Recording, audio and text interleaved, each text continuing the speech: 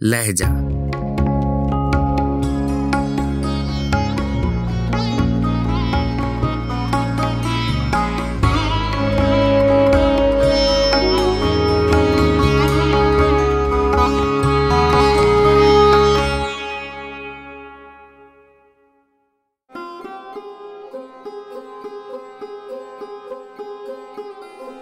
गजल आगा हशर काश्मीरी, आवाज़ो पेशकश राहिल फारूक।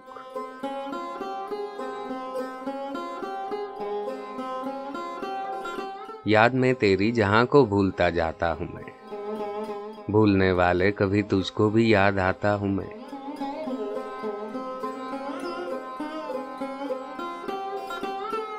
एक धुंधला सा तस्वुर है कि दिल भी था यहाँ, अब तो सीने में फकत एक टीस सी पाता हूं मैं।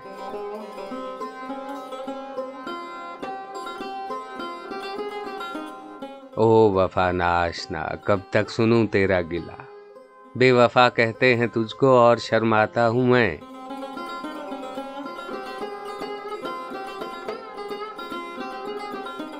आरज़ुओं का शबाब और मर्ग हसरत, हाय हाय, जब बहार आए गुलिस्तां में तो मुरझाता हूं मैं।